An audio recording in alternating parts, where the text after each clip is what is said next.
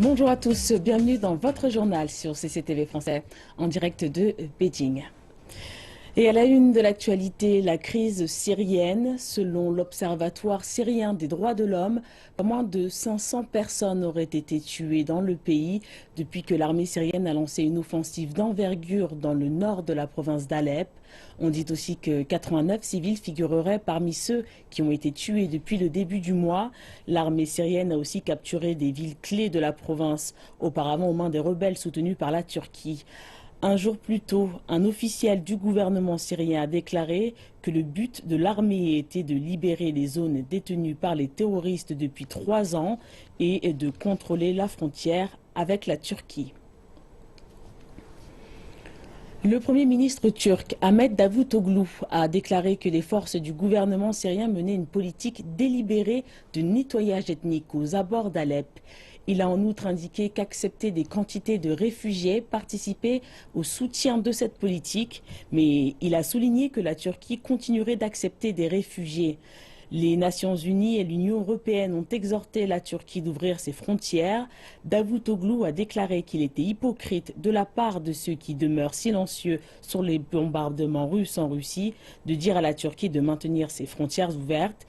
La frontière turque d'Onkupinar demeure désormais fermée, sauf pour les personnes sérieusement blessées et les véhicules d'assistance. La Russie a quant à elle rejeté les accusations de la part des États-Unis qui prétendent que les bombardements russes ont forcé des réfugiés à quitter la Syrie. Les opérations par les forces aériennes russes ont débuté en Syrie à la demande de la présidence syrienne à l'automne 2015. Des dizaines de milliers de réfugiés sont arrivés en Europe un an plus tôt et ont continué à arriver durant l'année. La porte-parole du ministère russe des Affaires étrangères a attaqué les critiques et a qualifié ce blâme de désinformation absolue du plus bas niveau. Elle a ajouté que les bombardements en Syrie poussaient les réfugiés vers l'Europe, disant que c'est l'Occident qui alimentait le problème. Le ministre russe des Affaires étrangères, Sergei Lavrov, et son homologue américain John Kerry doivent présider une rencontre de 17 pays à Munich jeudi. Ils tenteront alors de relancer les pourparlers de Genève. Mais les frustrations des Américains au sujet des opérations militaires russes en soutien au gouvernement de Bachar al-Assad continuent de grandir alors que les craintes sur la possibilité que l'opposition refuse de participer aux pourparlers de paix parrainés par l'ONU augmentent. Tout cela dans un contexte où les villes qu'elle contrôle sont assiégées. Le secrétaire général de l'OTAN, Jens Stoltenberg, a déclaré qu'il prévoyait l'approbation par les ministres de la Défense des pays membres du renforcement de la présence de l'organisation en Europe de l'Est. Il s'exprimait mercredi lors de la réunion des ministres de Défense de l'OTAN à Bruxelles. Je m'attends à ce que les ministres de la Défense acceptent d'accroître notre présence avancée dans la partie Est de notre alliance. Cela enverra un signal clair. L'OTAN répondra outre l'un de ses membres. Nous avons déjà renforcé significativement notre présence et le niveau de préparation de nos forces. Nous avons également engagé des actifs dont nous avons besoin pour la surveillance de l'air, les patrouilles maritimes et les manœuvres militaires. Le ministre russe des Affaires étrangères a lui qualifié les plans de l'OTAN de facteurs de déstabilisation destinés à contenir la Russie et de plus grand renforcement de l'OTAN en Europe de l'Est depuis la guerre froide. Mais pour l'alliance militaire occidentale, il s'agit de renforcer les défenses sur son flanc Est sans pour autant provoquer le Kremlin avec de larges forces permanentes. En marge, ce sont environ 100 secouristes qui ont commencé à retirer des rails les débris du train après l'accident survenu au sud-ouest de l'Allemagne. La collision frontale de 2 trains a provoqué la mort de 10 personnes et en a blessé des dizaines d'autres. Une immense grue a été emmenée pour permettre de nettoyer les rails. Le nettoyage pourrait prendre 2 jours. Les autorités tentent de déterminer pourquoi plusieurs mesures de sécurité ont échoué et pourquoi 2 trains ont été autorisés à circuler sur une même et seule voie. Les médias allemands ont rapporté un peu plus tôt qu'il y avait eu une erreur humaine, mais les enquêteurs ont répondu qu'il était encore trop tôt pour tirer des conclusions. Ces derniers s'intéressent également à de possibles dysfonctionnements techniques. Et direction Hong Kong, 64 émeutiers ont été arrêtés après les violences survenues dans le district de Mong Kok qui avaient fait des dizaines de blessés dont au moins 48 officiers de police. Les violences se sont déclenchées lundi en fin de journée alors que les autorités tentaient d'évacuer des vendeurs de rue illégaux et se sont poursuivies jusqu'au mardi matin. Plusieurs centaines de personnes se sont joints à la confrontation et ont attaqué la police avec des briques, des pierres et d'autres armes de fortune. La police a déclaré avoir été forcée à tirer des coups de semonce et à utiliser des gaz au poivre pour se défendre. Plus de 130 personnes ont été blessées. 13 d'entre eux étaient encore à l'hôpital mercredi matin, dont 2 dans un état critique. Mardi, le chef de l'exécutif de Hong Kong, Leung Chun-ying, a condamné le comportement violent des émeutiers. Il a exprimé son soutien à la police dans leurs efforts pour restaurer l'ordre et la paix. La Chine a confirmé la présence sur son sol et pour la première fois du virus Zika chez un homme qui avait récemment voyagé en Amérique du Sud.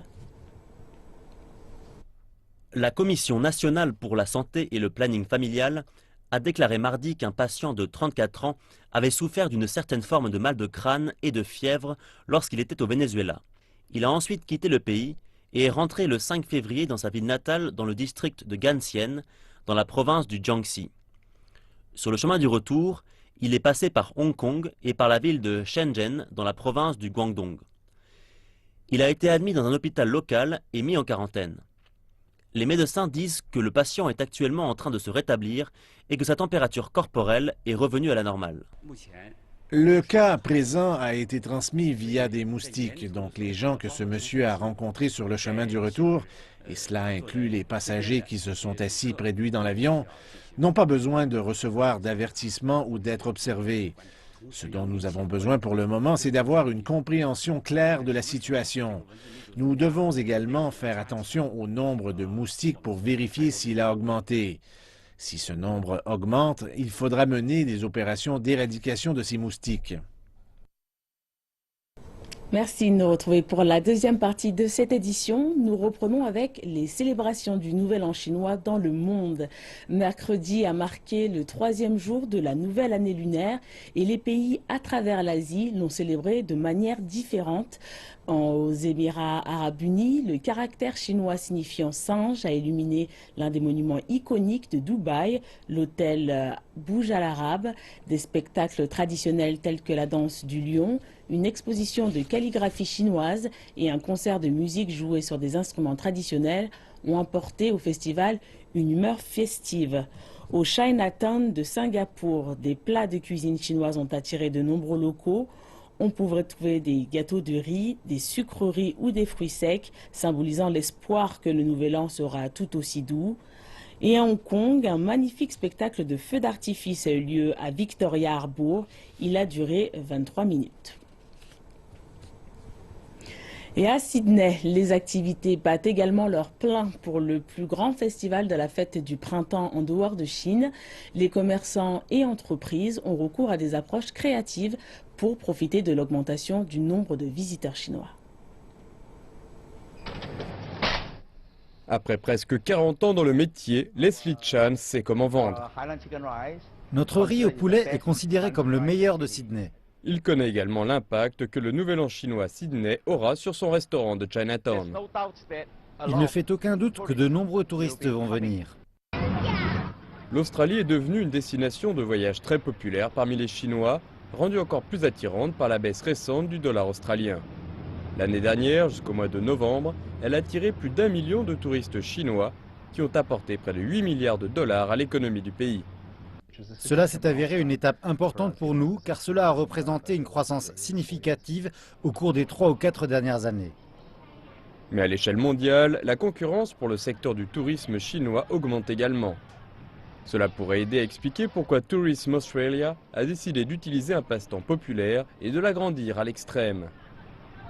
Au départ utilisé pour attirer les touristes japonais à la fin de l'année dernière, le Giga Selfie sera lancé à Sydney à la fin du mois prochain. Dans des lieux spécialement indiqués, il permettra aux utilisateurs de prendre des selfies démesurés à travers un service passant par les smartphones, avec une vue de l'ensemble du paysage. Ce que nous souhaitons faire avec ce service, c'est de donner aux gens l'opportunité de prendre des photos de vacances mémorables pendant leur séjour à Sydney. Et bien entendu, partager ce cliché avec des amis et la famille de retour au pays. Certaines entreprises comptent sur la popularité des hauts lieux touristiques pour tenter d'attirer davantage les visiteurs chinois. La compagnie Bridge Climb a ainsi mis en place un service de karaoké au sommet du Harbour Bridge de Sydney. Il y a eu un bon retour de la part du marché chinois l'année dernière. Nous avons vu nos ventes progresser de plus de 64% par rapport à l'année précédente. La fête du printemps, c'est l'opportunité en or de l'année. Des bénéfices potentiels qui en font rêver plus d'un ici à Sydney. L'île thaïlandaise de Phuket possède une grande communauté chinoise et comme de nombreux autres, il profite à fond du Nouvel An chinois. Sans doute le plus important lors du Nouvel An chinois est la famille. Sur l'île de Phuket, dans le sud de la Thaïlande, se trouve la plus grande communauté chinoise. Nombre de ses membres appartiennent à la 3e ou à la 4e génération thaïlandaise, mais leur culture chinoise et leurs croyances demeurent fortes. Dans toute l'île, les familles se rassemblent dans leur maison. Ils y servent des plats, allument des bougies et se souhaitent bonheur et bonne santé. Les oranges représentent l'or, les ananas, la chance, les pommes et les poires, la richesse et la santé. Dans les temps anciens, des hommes chinois ont migré au sud, pris femme et se sont installés là. Ici, c'est principalement sino-thaïlandais. Il y a environ 150 ans, des Chinois sont venus vivre ici. À cette époque, ils se sont mariés à des Thaïlandaises et ont vécu dans le coin. Ici, sur l'île de Phuket, les fêtes durent traditionnellement plus longtemps que dans d'autres endroits de la Thaïlande. Il est normal que le Nouvel An chinois soit célébré pendant 2 semaines entières. Tandis que la nuit tombe, les rues s'illuminent de milliers de lanternes. Le rouge est la couleur dominante, symbolisant le feu qui était utilisé pour se prémunir du serpent démon qui, dit-on, terrorisait les villages dans la Chine ancienne. Aujourd'hui, c'est un spectacle gai, alors qu'habitants et visiteurs accueillent la nouvelle année. Et la ville la plus méridionale de Chine, Sansha, joue un rôle stratégique dans l'exercice de la souveraineté de la Chine en mer de Chine méridionale. Le maire de Sansha, Xiao Jie, a déclaré lors de sa première patrouille à travers les îles depuis le Nouvel An lunaire que la ville renforçait ses forces de surveillance maritime à travers un mécanisme d'effort conjoint pour promouvoir la structure politique, développer les industries et perfectionner le système judiciaire. Voyons tout de suite les efforts de la Chine pour protéger ses droits maritimes en mer de Chine méridionale. Pour leur patrouille dans les eaux contestées, les forces de surveillance maritime ont recours à des navires de grande taille. Voici le plus large navire des forces de surveillance de Sansha. Son capitaine, Xiang Guoxiang, nous a présenté ses fonctions. Selon lui, ces navires chargés de faire respecter la loi civile ont des liens étroits avec les gardes-côtes et la milice.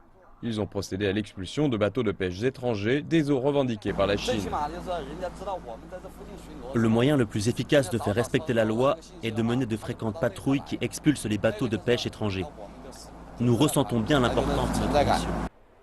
La mer de Chine méridionale est vaste, rendant la surveillance difficile. La juridiction de Sansha couvre une superficie maritime d'environ 2 millions de kilomètres carrés. Environ 2000 pêcheurs chinois gagnent leur vie en mer de Chine méridionale. Ils sont éparpillés à travers de nombreuses îles. La fondation de la ville nouvelle de Sansha visait à améliorer le contrôle de ces eaux.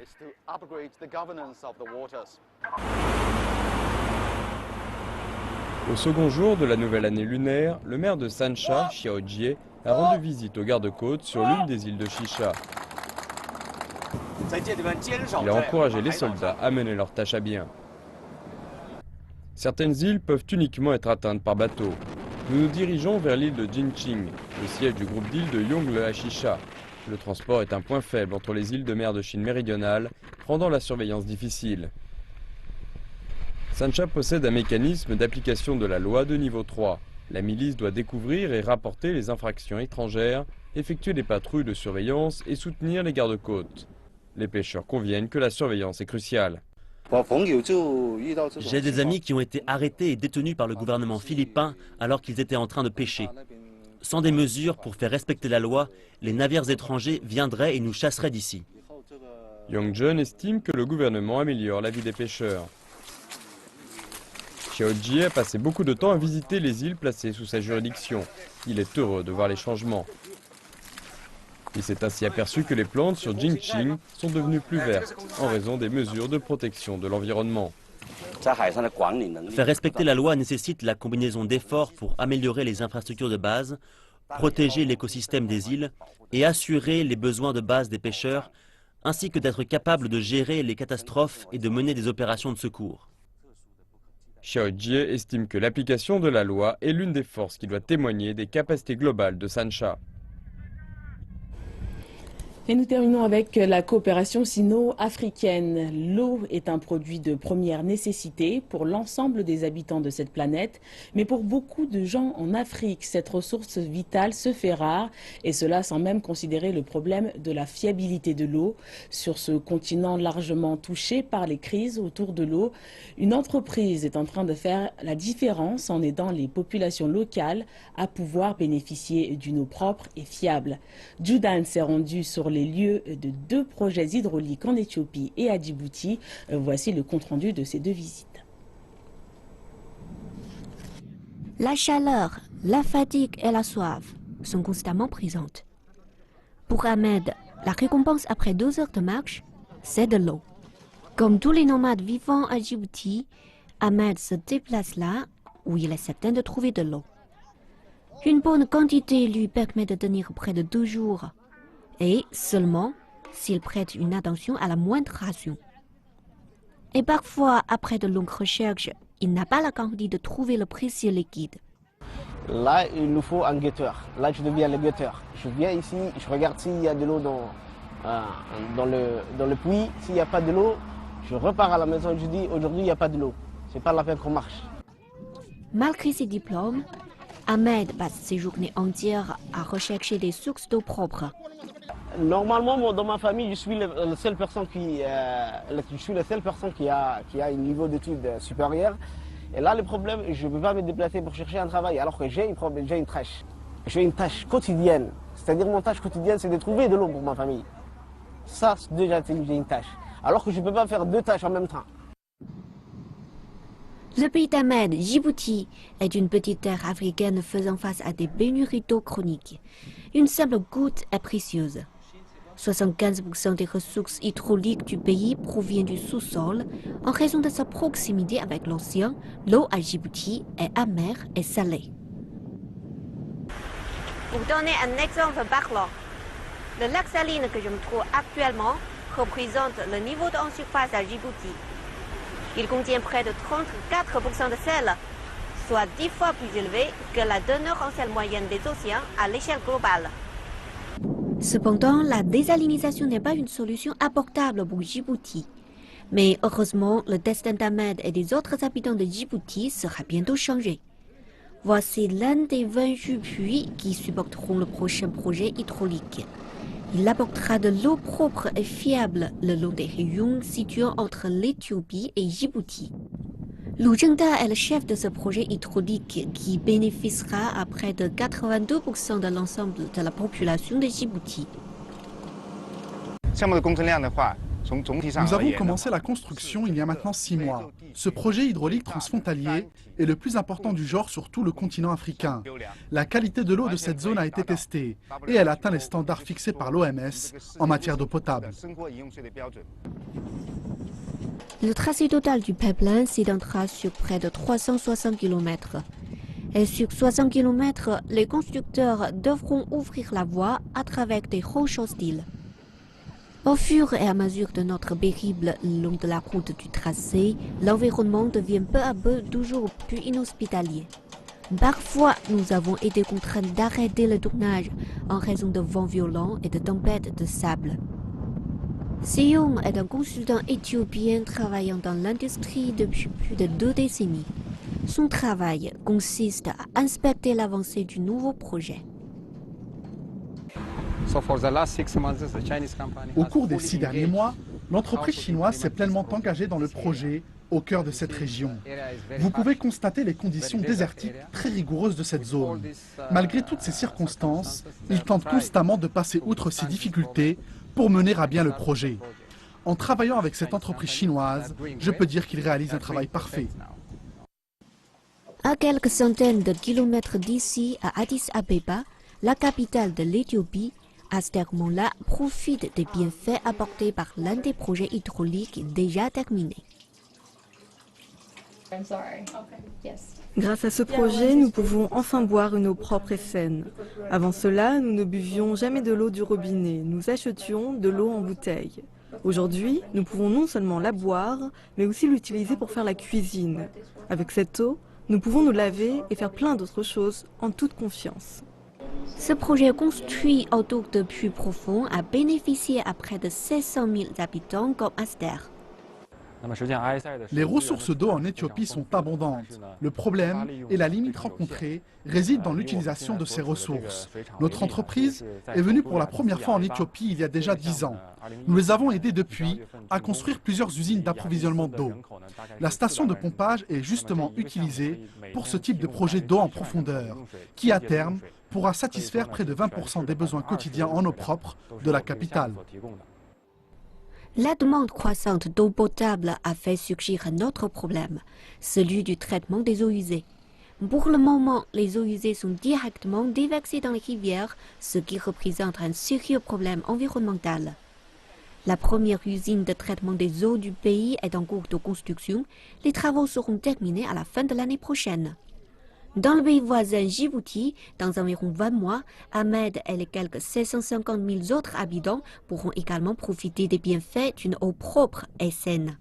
Lorsque nous lui avons demandé ce que le projet hydraulique signifiait pour lui, il a répondu qu'il était le symbole de l'espoir. Ainsi s'achève cette édition. Merci de nous avoir suivis. On se retrouve dans une trentaine de minutes pour la prochaine édition. Excellente suite de programme.